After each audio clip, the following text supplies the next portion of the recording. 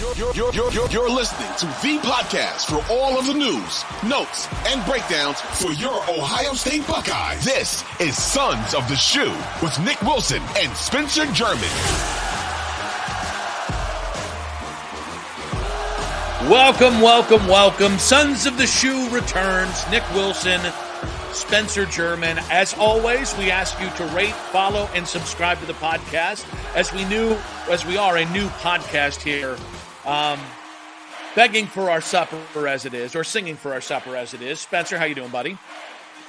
Can't complain, man. Long weekend, especially after our long night together on Saturday, talking about that. It was an amazing way to frame it. Jesus Christ. Can we start over? Can we start this conversation? After our long embrace and our holding each other all Saturday night. Hey, Nick, what the hell, bro? I'm a married man. I'm somebody's father. We're spilling tea here on Sons of the Shoe.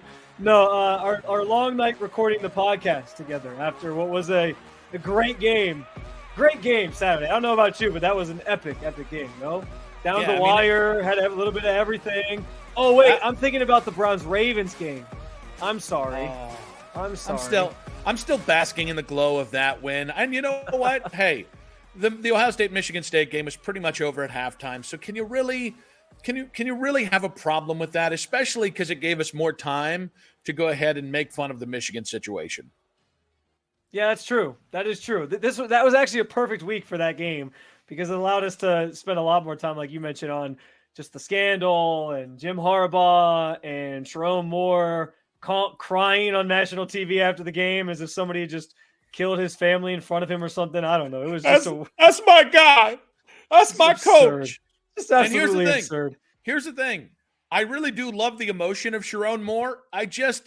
It's a little too make-a-wish for me, okay? Like, I just kind of feel like maybe, that's like a national championship win energy. That's like your wife just died and you won a game energy. It's not beat James Franklin again.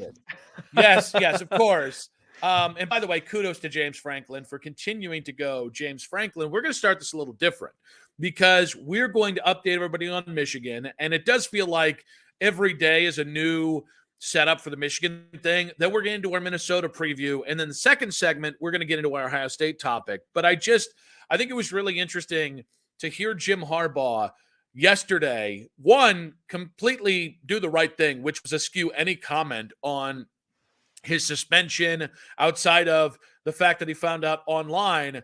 But then the most interesting thing was the continued sculpting of this from the Michigan side of things, where Jim Harbaugh said, and this is a loose quote, that Michigan should be America's team because of how they're being treated by the Big Ten and the rest of the Big Ten and the NCAA. My response to that, first of all, is, well, if you want to be America's team, we'll make you America's team.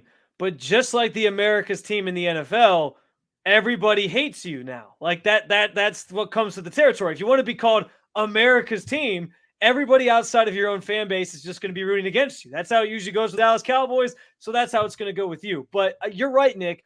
I am just dumbfounded by the spin that Michigan themselves are putting on this entire conversation and this entire situation.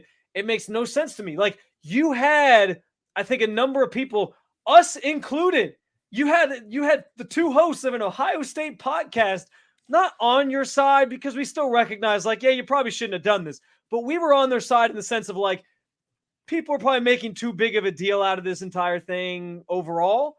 That was our stance on it. That was the show's stance on the Michigan thing, even though we still made fun of Michigan and said, like, we were making fun of the Connor Stallions thing, and clearly they spent way too much time and money and invested a lot into this that they probably should have. And yeah, they probably had some sort of unfair advantage. But we kind of said, everyone's stealing signs. We're making maybe a mountain out of a molehill here. Michigan tried to unveil that themselves by pointing to Ohio State and Purdue and all this other stuff going on. Fine. You had people in your corner with just that stance alone. But then to pivot it, to act like you guys are the victims here, and you got crying players and coaches on television after a win and acting like, yeah, it's us against the world. And you got, who was it on the Fox, the game, the noon or the big noon kickoff crew at the end of the game who had the Charles Woodson. Charles Woodson had like the Michigan against the world shirts on, trying to steal something else from Ohio, I guess. Oh, no. It was Michigan versus everybody, which is like the laziest bastardization of your rival slogan that we've ever seen. Right. They're just stealing stuff from Ohio now, so you can't even come up with original content. But anyway, that, and then you got Jim Harbaugh saying they should be America's team. This entire spin to this perspective is not making people join your side of the conversation. Like they're not. This is turning people against you. It's a bad look to lean into the, oh yeah, we're victims here and everybody should feel bad for us. You were better off just keeping your heads down, playing football. And like I said Saturday, and I'll say it again, if they had used the entire situation as like we're using this to motivate ourselves. They're not going to let our coach be on the sideline, so we're going to go out and prove people that we don't, we're better than signs and all this different stuff. Fine. If they want, every team finds reasons to be motivated. We know about like the Michael Jordanization of motivation, and Nick Wilson looked at me funny, so I'm going to use that as motivation when I host his show next time or something like that. Like whatever it is, I get all that. But to make this the narrative, to make it like you guys are the victims, at the end of the day, you guys still cheated. You still stole signs. Like there's evidence that proves that. So there's no turning away from that. At least lean into the fact that like we did something wrong, but we're going to prove we're better than that. I don't get it. It's flabbergasting to me, and it's just making me. I already hated Michigan, but it's making me hate them more. And I think they're getting less people on their side by taking this angle. I think we can say that what they're doing is cringy, as my kids would say, and also at the same point say that I think it's working. Meaning working internally. Like they're doing a really good job of rallying their base, and not to use a political term, but also you can tell the players were playing pissed off on Saturday. So I don't think they necessarily care. And by the way, I don't think they should either. People are either going to say there's two real takes here. There's either you think they're guilty or you don't. And there's either you think the Big Ten acted unjustly or they didn't. I think the Big Ten acted unjustly, and I think they acted hastily. I think they did it because of politics and not necessarily the fact that they vetted every piece of information. Like you've said, and a lot of people say, well, but there's evidence. Yeah, you can sculpt evidence in whichever way you want. Our criminal justice system kind of proves this, that guilty people get set free and innocent people go to prison. So my point is not that I don't know if they did anything. I tend to think that they crossed the boundaries of good taste and sportsmanship with this Connor Stallion Nudnik. I don't know. I think it matters a lot to me if you can prove that Jim Harbaugh truly knew beyond just our suspicions. I think it matters quite a bit what the rest of the Big Ten looks like, because I don't think anybody's hands. And again, I'm not talking about sign stealing. I'm talking about in-person scouting and the sharing of information that happens, which can kind of look like colluding. I think those things happen a lot. Agreed. But again, Michigan's the one on trial here. So I continue to look at Michigan and say, I think you have been unfairly railroaded. But I think the victim thing, I think that's equal parts about circling the wagons with Michigan people and trying to get Michigan people in a froth to continue to basically counteract what was the public pressure for the rest of the Big Ten. So I think that's part of it. And I think the other part is just trying to keep your team focused, right? Everybody else is the enemy, not whatever decisions we did or didn't make. So, I think it's laughable. I think it's cringy as hell. I also think it's working. That's a fair perspective, and I can still agree that Michigan, again, largely what they did crossed the boundary, like you mentioned, and I can still feel that the Big Ten probably was unjust in ruling before they had more hard evidence. Now, you could always cite the lack of institutional control, and that always falls on the head coach. If it's his program, he should know these things, is always the thing that people go to. But I think that's a cliche that we use at this point. And that's what I was going to say. Which doesn't really have anything to do with whether Jim Harbaugh actually knew or not. And for me personally, I don't care about lack of institutional control. because it's a wide range. Like, people don't understand how big football departments are now. Yeah. Like, and it's not just football departments, it's NFL teams, it's Major League Baseball teams. You have departments of hundreds upon hundreds of people working. So the idea that Jim Harbaugh knew every one of them, and I'm talking about knew them like intimately enough to know what their job was, is a little overly simplistic for me. And even if I agree that it's unlikely he didn't have any knowledge of it. But again, I'm in the same boat. I feel he probably knew something, but I do. Again, if we don't have the evidence of it, and I agree with you, like, I think the lack of institutional control thing is an easy sort of fallback, go-to cliche that we can just put on anything that we don't like within a football program or another athletic program at a school, and just say, oh, well, lack of institutional control because you need somebody to point the finger at. So I think that's fair. And that's, again, this goes back to where my stance was before this weekend. Like, yeah, I thought it was being overblown on some level. I thought maybe there should be some sort of punishment if more comes to light. It certainly feels like the Big Ten was acting hastily. But what turned me off to it really is like the spin. That I can't like understate that enough. The spin of them acting like they're victims, because, okay, you can say there's maybe not evidence against Jim Harbaugh and that's unfair. But what we do have evidence of is what truly Connor Stalions was doing.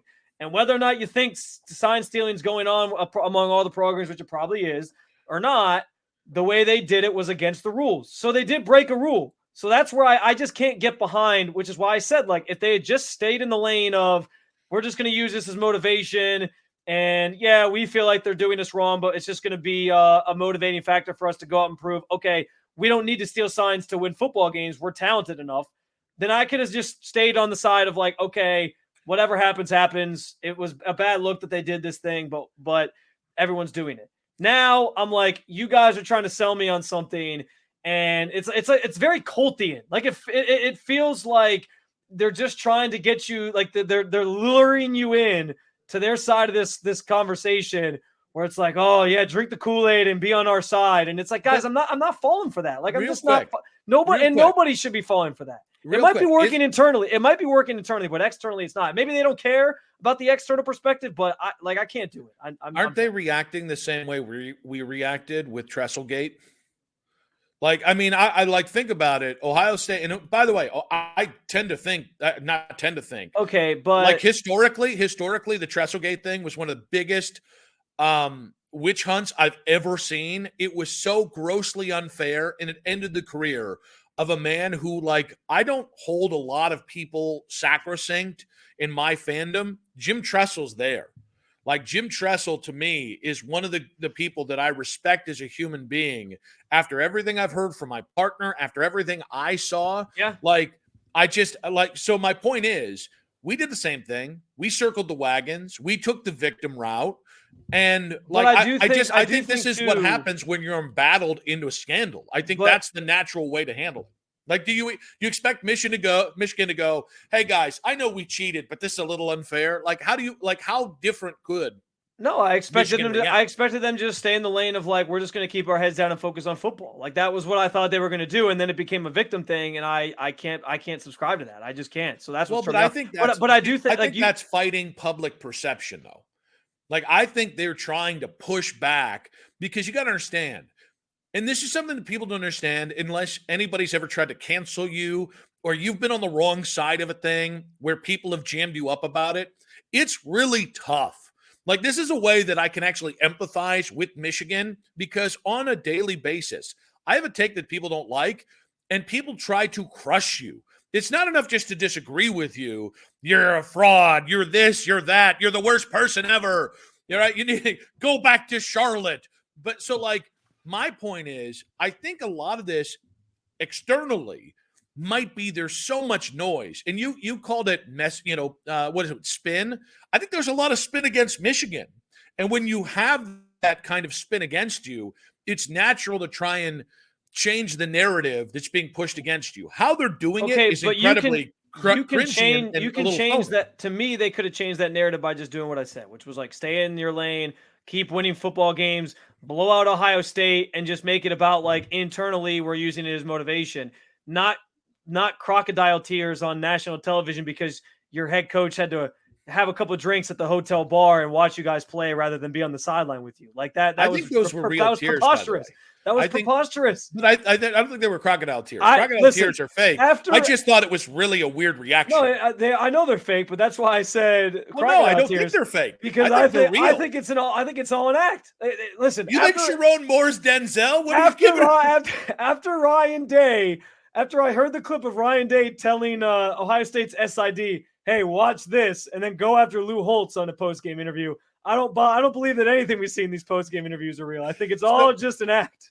So you think he walked up and spritzed what's a contact solution in, and he was like, all right, or somebody threw water in his face? Is that what you're supposing? You got here? me. The crocodile tears was a bridge too far. It was hyperbole. They were real tears, but I feel like they were crocodile tears because I just feel like they're playing this up to be something that it's not.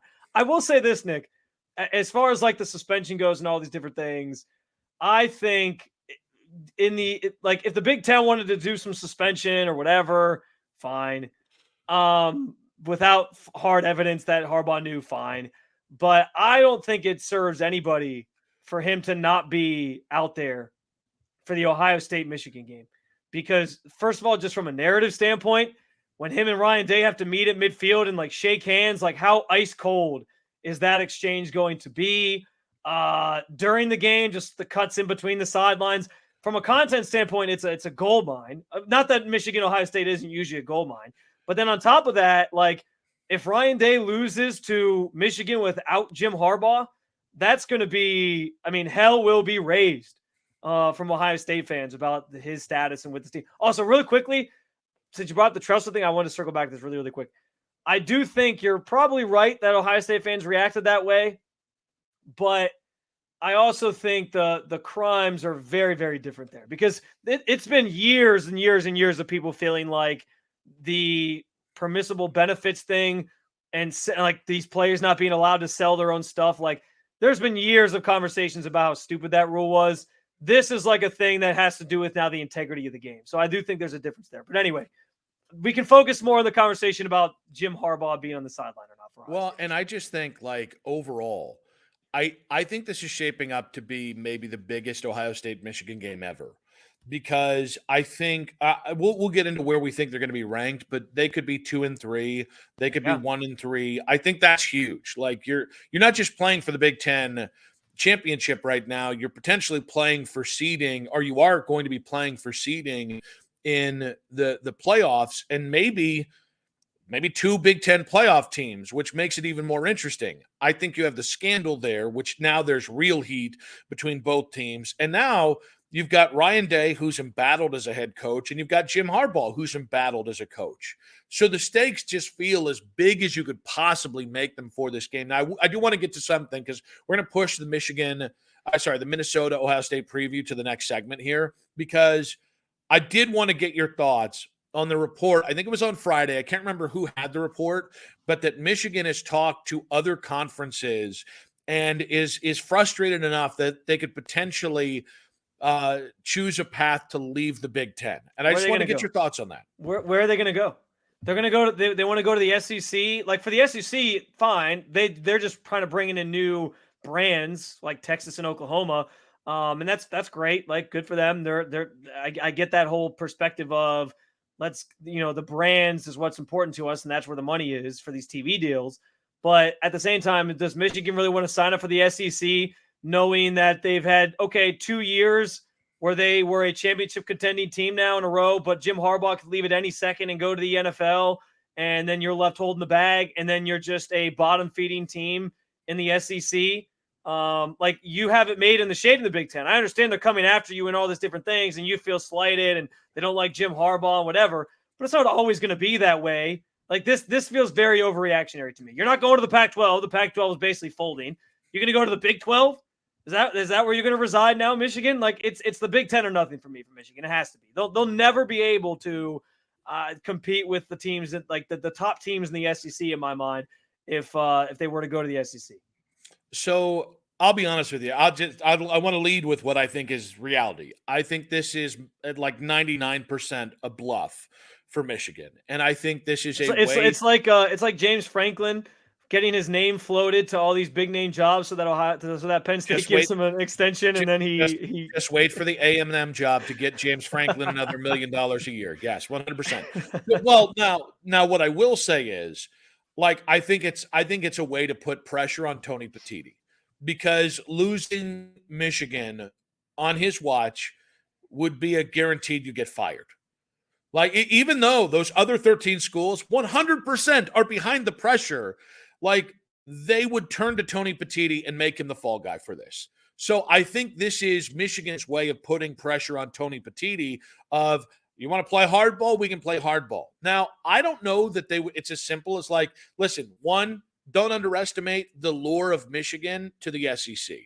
He gets you to the North, and more importantly, they're like the second most watched team in the Big Ten. They have a lot of eyeballs on them. So I think financially, it'd be a huge boost for the SEC if they're willing to give them the full share. Why it would make sense for Michigan is that's the only place you're going to make more money than you would in the Big Ten. Then you go, I do think. Would you, though? Would you? Because everyone always says the Big Ten still makes more money year over year. I don't know the exact numbers, but it's the only place you can make comparable money, if that's fair. Okay, yeah. Then I think it'd be a gigantic loss for the Big Ten. I do. Like, in terms of, like, there's not, unless you just rated the ACC, there's really no way you could replace Michigan in the Big Ten with a comparable program. You'd have to take a couple of programs. I think there's two things that make sense to me. You mean Iowa scoring 20 points or 15 points a game doesn't do it for you? It will not do it for the national field. No. So the two things that make sense are, one, the ACC, because you could pair with Notre Dame to finally join the ACC. Notre Dame, Michigan, Florida State, Clemson, North Carolina, Miami. That is 6 insane brands. And it would solidify the ACC, in my opinion, as a true threat to the Big Ten and to the SEC, which it's never really been, both in basketball. Well, okay, basketball it has been, but not in football. Here's the other one. What if Michigan just said to Notre Dame, to a couple of those big teams from the ACC, from any remaining team that might have interest in moving, maybe Oregon State, Washington State too, hey, why don't we form our own super conference? So instead of we're going to join the ACC and take on some of their crappier teams, instead of joining the Big 12 and taking on some of their crappier teams, or why don't we form a new conference with only blue bloods? It's the super conference idea. No Indianas, no Maryland, or no Rutgers, no Georgia Techs, no I almost said Kansas in football, but that's not true anymore. But no clunkers. And now again, I don't think this is going to happen. But there's enough behind it that if you start to kind of twist and really start to think about it, it's a good threat. Like, I think if you dismiss this threat out of hand, if you're the Big Ten, it actually might embolden Michigan to say, peace the hell out, which you don't want. Like, let me ask you this. How much of Michigan, and even I guess Ohio State to an extent, how much of their brands, though, are tied up like in each other? Because I think that Michigan needs Ohio State the same way Ohio State needs Michigan. Like, we talked for years about how when Michigan was bad and Ohio State was winning all the time, like, yes, fans, we loved it. But from a college football perspective and a Big Ten perspective, like, we wanted Michigan to be good. And you still got good games in there. Like, even when Michigan was 3-4 losses on a season, they'd still play Ohio State competitively. And that was always nice to see because it made it for a better game. But, like, that rivalry is one of the biggest in college sports in general, especially college football. And I guess you could try to preserve it or whatever. But, like, you're talking about Oklahoma and Oklahoma State, how Bedlam a couple weeks ago was the last time they're going to play in X amount of years, and people were really upset about it. Now, that's like a lower level rivalry. We're talking about the best rivalry, if not the top 2-3 best rivalries in all of college sports, definitely college football. Like, doesn't it lose some lure if they go join some conference where they just have like no history whatsoever? Because I think like this is the thing that you're trying to balance in college football right now is like, I've generally believed that like the expansion's good and it's going to be okay, even though you lose some things that all work itself out. But at the same time, you don't want to lose all of that. You don't want to lose all of the tradition, or else I do think you're just going out and you're just watching nameless gray faces and there's no brand identity. And it kind of loses itself. So I don't know that they need each other maybe, and they can maybe independently be brands on their own and be fine. But I do think, and especially if Michigan does end up taking a step back, like if Harbaugh leaves at some point, goes back to the NFL, and they get some other coach in there, like how much of a hit does their brand? Because I think their brand survived off of Ohio State, Michigan for several years there when Ohio State was just owning them. I really do. I think money talks and bullshit walks. And what that means in this scenario is the rivalry at a certain point financially becomes bullshit. Not in how I feel about the rivalry, not how you feel about, not how the average person feels, but if you can lock in an $80 million a year commitment for every team in the super conference, and Ohio State doesn't want to come, and you end up being able to get out of Ohio State's shadow, like I can see the thinking. I'm not, believe me, it's not what I'm rooting for. It's not what I want, but I can certainly understand Michigan's thought process of, well, it absolves us of this blood warfare that we have going on in the Big Ten. You know, we're going to be able to name our own commissioner. We're going to be the masters of our own fate here. And we get to partner up with who we want. And by the way, in the end, if you're going to be in a competitive conference, you're going to have these kind of things. But maybe Michigan looks at this and says, I'd rather this just be about good football or good basketball. Maybe they become the catalyst for change. We've all been waiting for somebody to finally break free of the NCAA. Maybe this is the thing. Maybe that's the ultimate. Maybe the financial incentive of a super conference, which I think is the simplest way to break away from the Big Ten. Maybe that incentive plus being rid of the NCAA once and for all, and of all the little regional pissing matches that happen, maybe that's enough. And again, I don't think it's happening. I don't want to try and play alarmist, but yeah. I think it's really easy to dismiss it as, oh, they're just pissing and moaning. Like, no, like if you think about it, listen, anything can happen as long as there's money there. And I guarantee you, if Michigan started rounding up a posse to form a super conference, they would have no shortage of bedfellows of premier teams that, as of right now, don't reside in the Big Ten or the SEC. And here's another one. Don't sleep on Penn State either. Penn State, remember, Penn State's only been in the conference for, 30 years?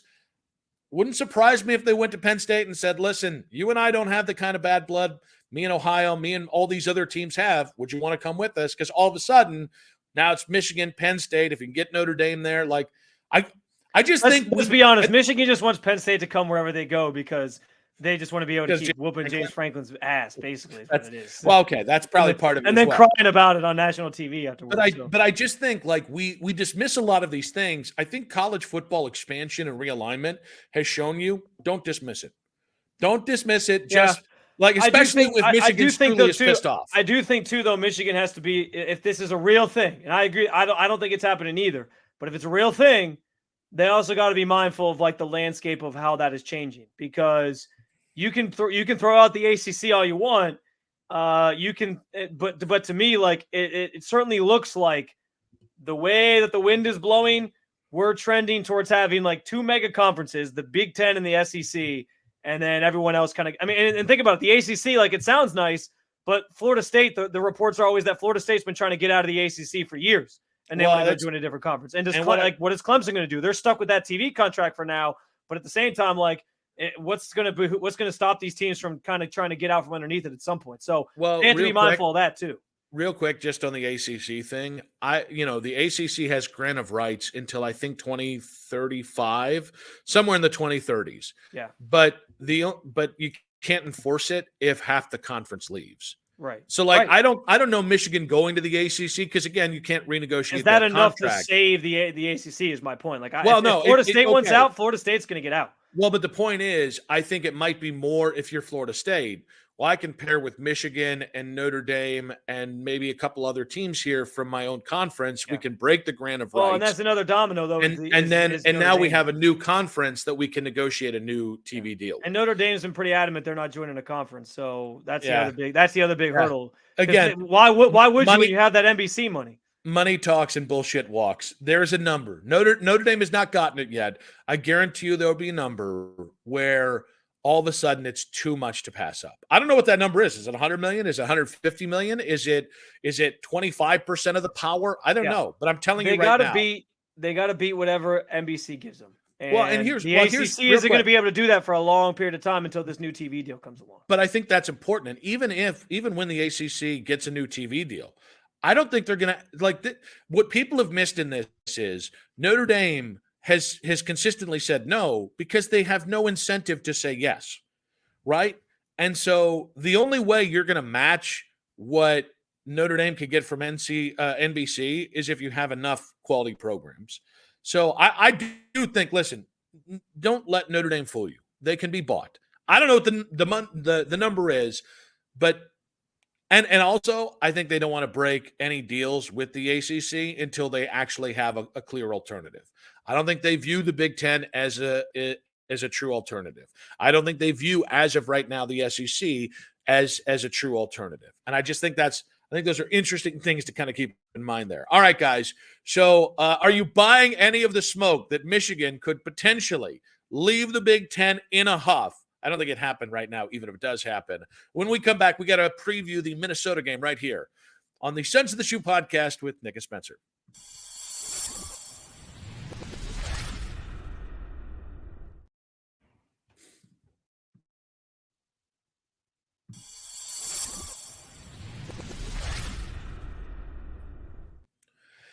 It is time for the Minnesota preview. It's a 4 p.m. kickoff. Yet another one of those, why are we doing this kind of moments here on the Big Ten Network. This game is going to be played in Columbus at the Shoe. And I will tell you, I have watched and I've prepped a little too much for this. Minnesota being good enough, good enough to make this an interesting game is 100% going to come down to if Darius Taylor, who's their freshman running back, can actually play in this game. He's missed the last 3 games. They've gotten by with a couple other young running backs. They actually have a trio of young running backs that are pretty good. Yeah, they're all good. But like Darius Taylor, he's like the star of the show. It's an oversimplification to call him the Travion Henderson. If he can't go, this should be another game that's over at halftime. If he can, you maybe are able to keep this a little interesting early in the game. Yeah, I think you're spot on with that. We know what Minnesota wants to do. They want to run the football. You mentioned Taylor, but the guys behind him have been superb as well, and they kind of just do a by committee approach in recent weeks. Jordan Nubbin's been the other guy who's gotten a lot of reps, and I think it's Jordan Nubin. Why can't I ever get these names right? Yeah, I don't know, but it's just funny because Nubbin is what people would call if you had your finger amputated. Oh, I'm gonna give you a Nubbin. That's just what people have really hard. But yeah, he's averaged almost 5 yards per carry, and then they get Sean Tyler working in a little bit as well. He's played in 9 of the 10 games this season, so I think they certainly are a threat in that way, and I think that's been one of the maybe areas that Ohio State's defense has been able to be exploited at times. I think Penn State showed some ways to running the football against this defense. But Minnesota's not, I don't even think, on the level of Penn State in terms of talent. And so I'm not really as worried about it. But I don't know. I've watched of what I've seen from Minnesota this year, and in some of my prep work here before we talked about them for the matchup this weekend, I kind of walk away stunned that they're 5-5 because their defense is not very good to me. But I guess it's just a product of they've beaten up on some teams that, aren't very good this year. A MAC team like Eastern Michigan. They did lose to Northwestern, which is pretty telling because Northwestern's not a very good team this year. But yeah, they barely beat Iowa, but I guess when Iowa only scores 10 points a game, that'll happen. You can sort of just score a couple times and be good. Their defense their third down defense is giving up 45% of third down conversions, which is bottom 10 in all of college football. They're around 67th in terms of passing yards allowed, which I think is interesting because we talked about last week being a game where Kyle McCord could maybe do some things and maybe take a little bit of a turn as we get closer and closer to Michigan. I think this is another game for him. I mean, it is another game for him to sort of showcase some of that because it's the last chance you really get before your last tune-up, if you will, before Michigan. But I'm interested to see if they emphasize the passing game a little bit in this one because of how, I guess, Swiss cheese the Minnesota defense can be at times. And if he's able to kind of get that going, I feel pretty good about the fact that he's had 2 matchups here back to back where he's been able to, well, he'll hopefully be able to work the passing game, get more comfortable with his receivers, and just get more comfortable from a quarterback standpoint in general. Because everyone keeps saying, when you say, well, McCord hasn't been great at times, they keep saying like, well, give him more time, give him more time. These last 2 games, I think, are the perfect setup to Michigan to get him more comfortable and see if he can do a little bit more in a game where you really need him to. I think this is kind of similar to the Rutgers game. Now, Rutgers, I think, is a better team. I actually think Minnesota is comparably talented.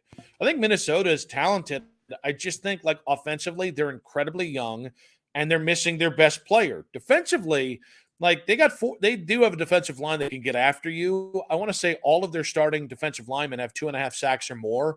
I'm trying to remember the kid's name. I wrote it down. Oh, Danny Stigo is a senior. I think he's got 6 sacks. So like I don't know they have one JT Tuimoloau, but maybe they have a couple Tyleik Williams kind of like just really good football players. But to me, this comes out as simple as this. Because they're such a ball control offense, they can keep the score low and keep the game deceptively close. And by deceptively, I mean it's really not that close, but it looks closer than it really is. Because if they lull you into ball control and it's Travion Henderson versus Darius Taylor or Jordan Newbin or Zach Evans, you mentioned the Tyler kid.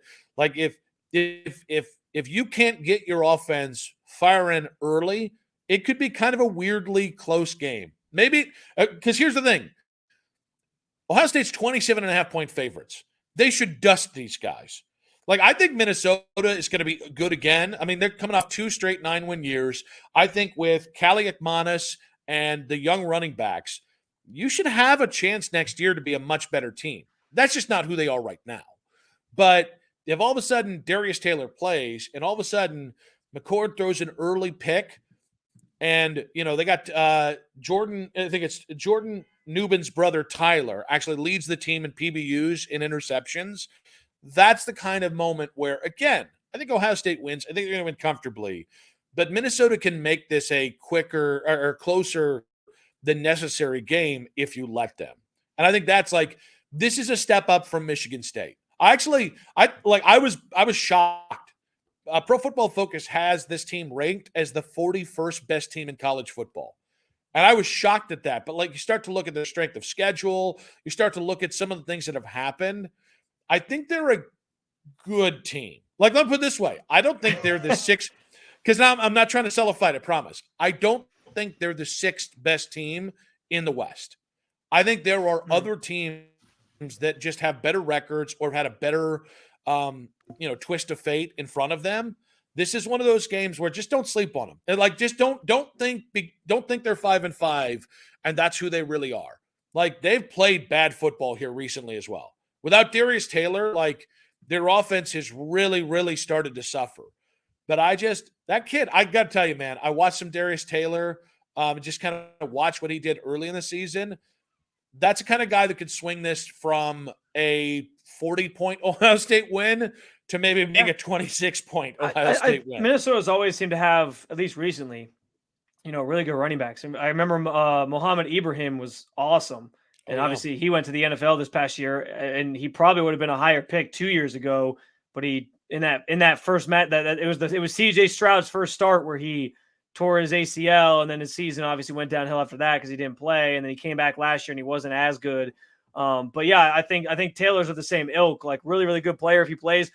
Maybe that's the point here. If he plays, yeah, I'm a little bit more nervous about this one, and you probably feel like, okay, you can't take them lightly. You got to make sure you shut down that run game. But I think that your points on them being young and Callie Ekmanis is a young quarterback. I don't know if I'm fearful of that offense. And because of that, I'm yeah, their defense can kind of get after the quarterback. They can do some things, but they're not very good at stopping the pass game. And I feel like Ohio State's going to have their way with them. They pretty much, I feel need Taylor to even have a chance in this game because I think Ohio State's going to be able to do a lot offensively with just the talent that they have. And I think they're just a young team that's still kind of growing. So, and that's okay. Like you said, I think they're coming off back-to-back 9-win seasons. They'll get back to that hopefully as these guys get older. But I just don't think that they're ready for this challenge quite yet. And that's obviously reflected in the spread.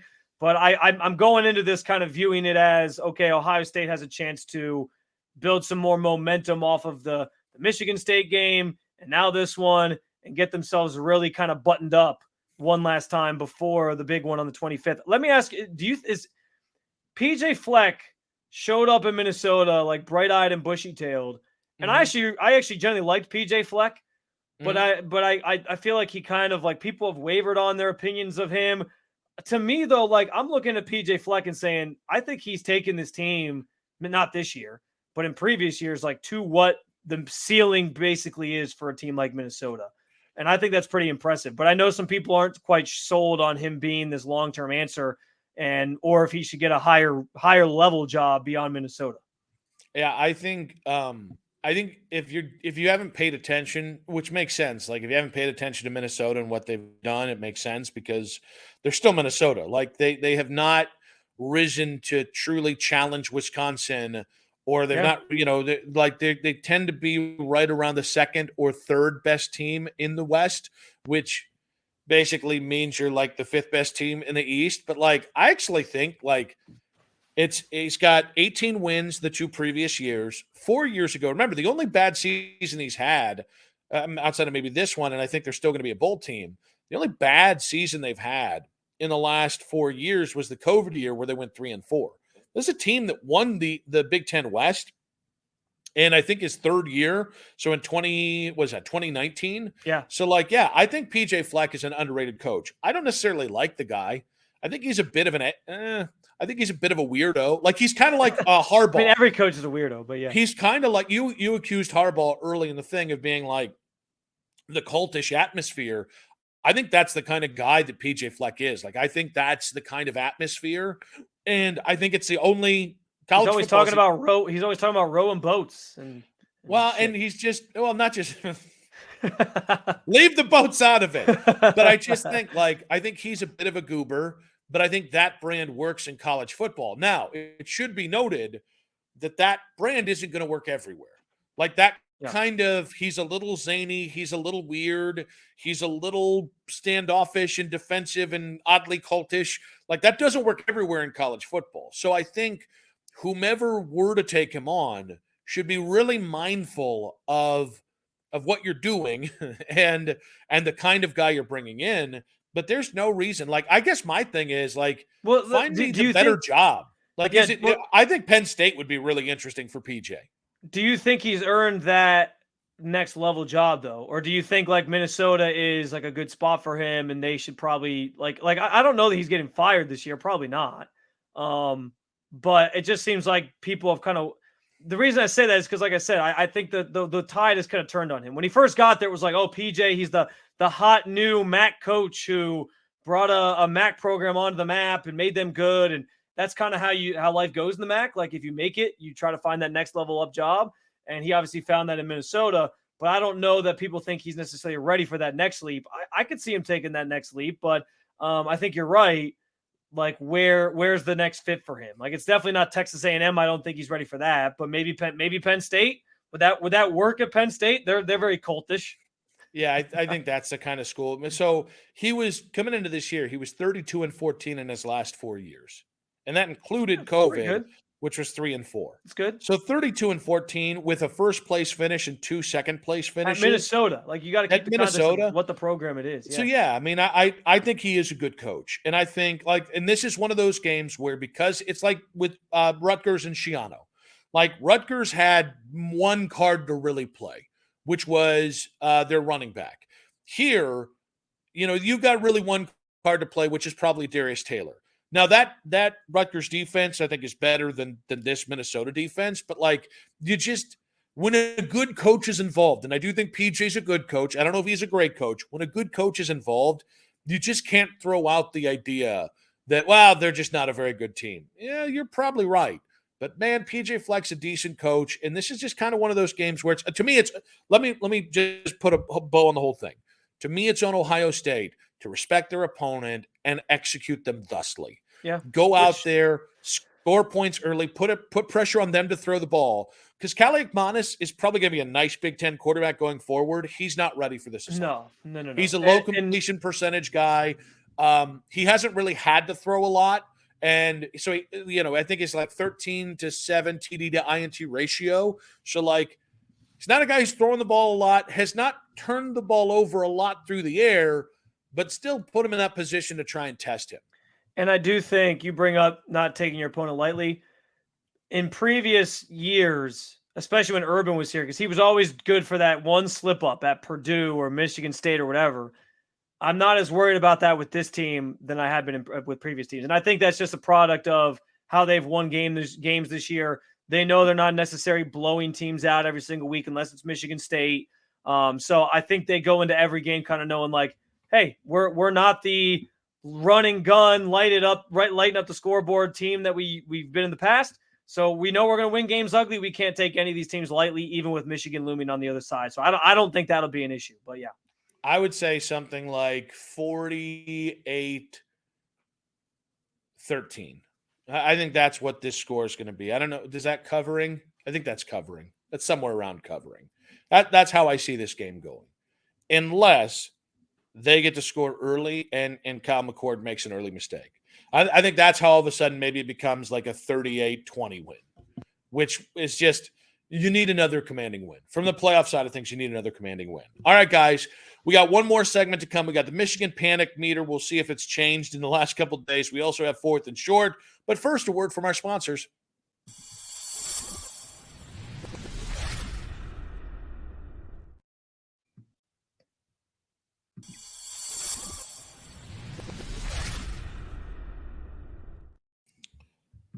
All right, guys, as we traditionally lead off the third segment on our midweek show, it's time for the Michigan Panic Meter. And I will say, as you guys know, we go from gray, which is the least panic, to light gray, to white, which is neutral, to light scarlet, all the way over to scarlet if you're really panicked about the Michigan game. And I moved it to neutral after Sharon Morse crying this weekend. I will keep it at neutral. Nothing has changed in my feelings on this game yet, Spencer. Yeah, I think that's fair to kind of keep it where it's at. I'm not to make for a boring segment here, but I'm keeping mine in the same spot, which mine was just barely in the light gray. It was the first time either of us have touched the light gray this year. But just with how Ohio State won the other night, they took care of business. Offense looked good. I get it was Michigan State. There's context there. We'll see how they look against Minnesota. I guess the only thing that's in the back of my mind kind of worrying me is this, I guess, crusade that Michigan's on to just get everybody back because they feel like they're being slighted. But I can't worry about that right now. I think I'm more concerned with what Ohio State's doing. And right now, they have me believing, and how the Penn State-Michigan game went, I think that they can at least keep that game close. And if you keep a game close, as we know, anything can happen. So I'll stay in the light gray for now.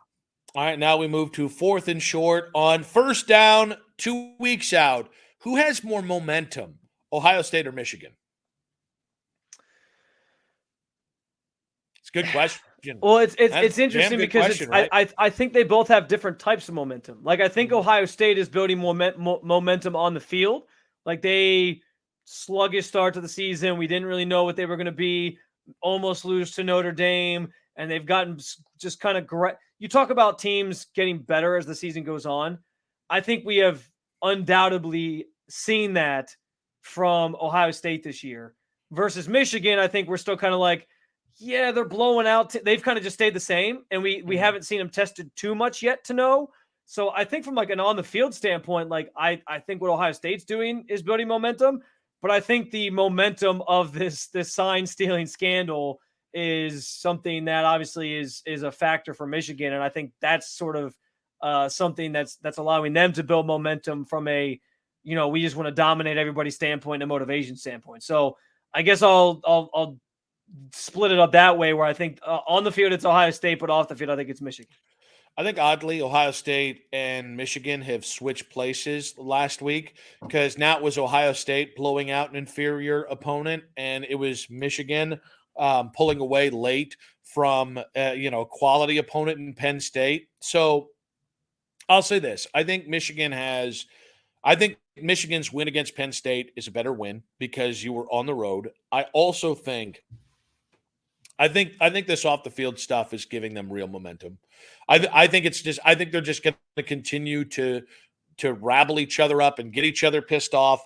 And I think the players are into it. And yeah, and so like I think the idea, like, listen, I think it's really, really, I think you're getting these two teams as good as you could get. I would give Michigan the nose in the momentum side of things. But like honestly, as you were talking, you were starting to sway me as well. So I all of this is to say, in the end, I think it's so close it doesn't matter. I think we are really. I'm going to continue to sell this fight. I think we're gearing up to one of the best Michigan Ohio State games ever. As long as what we've seen of Ohio State is a true representation of who they are. We moved to second down here. Marvin Harrison Jr.'s Heisman hopes. Man, I got to tell you, bleep Bo Nix. This dude went from, I think, what is it, third best odds to now he's the favorite at minus 110. Big Penix energy plus 370, Michael Penix Jr. Then Jaden Daniels, who's also leapfrogged Marvin Harrison Jr. at plus 370. Then Marvin Harrison Jr. at plus 600. Carson Beck, a distant plus 3,500. Jalen Milroe of Alabama plus 5,000. I think we've got one. I don't count out Milroe because the opportunity's there to make up a lot of this ground. I think Marvin's as close as you can do to guaranteeing himself a top 3 spot. But I'll just ask you, are you more or less confident he'll make a serious run at the Heisman than you were a week or two ago? I'm more confident for sure. I think this next game, we said it a couple weeks ago. This stretch of games between Wisconsin and Michigan was going to be about him basically padding his stats. He needed to get his numbers up sort of on par with what Devonta Smith had a couple of years ago when he won the Heisman. And I think we saw that with the 2 touchdowns he had against Rutgers, even though he didn't have a lot of yards that game, that helped. And then this past weekend, he just lit up Michigan State. So he's got to have a similar performance, I think, this weekend.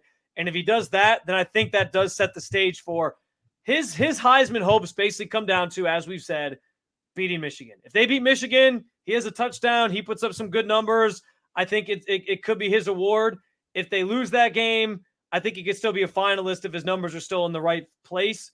But yeah, how much do you think it matters that the Heisman winner has to be part of a team that like wins their conference or something? I think it's significant. I do. I agree. I think so. That means one of Bo Nix or Michael Penix is they might still be a finalist, but for them to like win it, I think the person who wins the conference probably has a leg up over the other. Yeah, so I would imagine. I would imagine that is a feather in the cap there. So yeah. All right, now we go to third down. Will Jim Harbaugh, this prediction time, will Jim Harbaugh be on the sidelines for Ohio State, Michigan? I'm going to say yes. I think what happens on Friday probably is that they say, I don't know how it is all going to play out or what the process is. I know it's like he asked for a restraining order or whatever it is, and that'll grant him time to, it's like when you appeal something in sports, like a suspension, you can still play until the appeal's heard.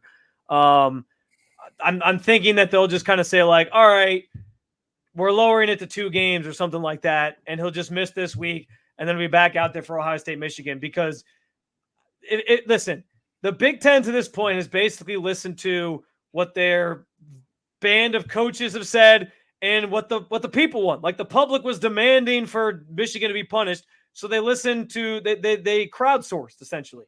And I can tell you right now, I think the reading of the tea leaves tells me that the audience, your fans, your constituents, they want Jim Harbaugh on the sideline for that game. So I'm going to go ahead and say that they'll let it happen and he'll be out there because like I said earlier in the show, I don't think it benefits anybody if he's not out there for that game. I lean towards yes. I wonder if this Friday is going to be the end-all be-all for the rest of the regular season. I just would be surprised. I mean, I would be surprised if the Big Ten truly let this happen. I'd be surprised if I don't know. And maybe part of this is I just want him on the sidelines, right? If you beat Sharon Moore, it's not the same thing as if you beat Jim Harbaugh. Well, and I think if you lose to Sharon Moore, yeah, oh, believe me, that'll be a conversation for this same Tuesday show next week. I think. What if if once we know the answer, what if Ryan Day loses to a non-Jim Harbaugh head coach team? Yikes! All right, now we go to fourth down, fourth and short here.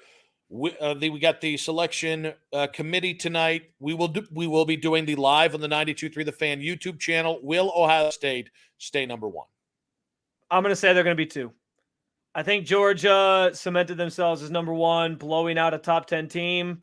It's kind of been a slow build for them. You were waiting for them to play some of these ranked opponents and get more of a test on what they'd seen to this point. I think they got that the last 2 games.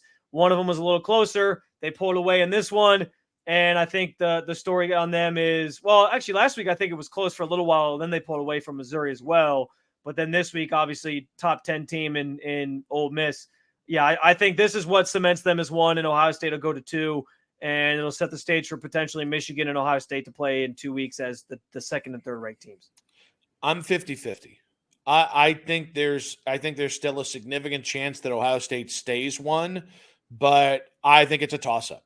And it'll be interesting because, you almost ask yourself, all right, if the Georgia win over Ole Miss is enough to kick Ohio State out of the 1 spot, is the Penn State win for Michigan, which was on the road and by 1 point more than what Ohio State did over Penn State in Columbus, is it enough to move Ohio State 2 spots? I don't know. I don't think so. I think because that game was as close as Ohio State's was, I think it keeps them ahead of them. But I think this is finally where we find out how real the conference or the selection committee thinks Ohio State is.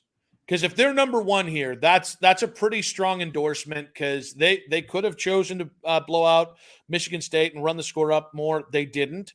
And again, the downside of that is maybe they just look at the 38 to whatever score and say, well, that's not enough. You know what I mean? But I'm 50-50. I think there's as likely of a chance that Ohio State's number 1 as there is Georgia. And I've not said that. I have been resolute. The first 2 weeks, they're number 1. They should be number 1. Now I think it's a real conversation. So what that is to say is you should definitely be listening to the live stream of the selection committee results tonight as we kind of react to that. Of course, it's a later one tonight. It's 9 o'clock hour. Yeah. So we got that going, guys. That is it for us. Again, please rate, follow, subscribe, all those things to the podcast. Make sure to subscribe to the 92.3 The Fan YouTube channel as well as you guys continue to support us. We appreciate you. Follow us at Nick Wilson Says, at Spencito_. Until we meet again, go Bucks.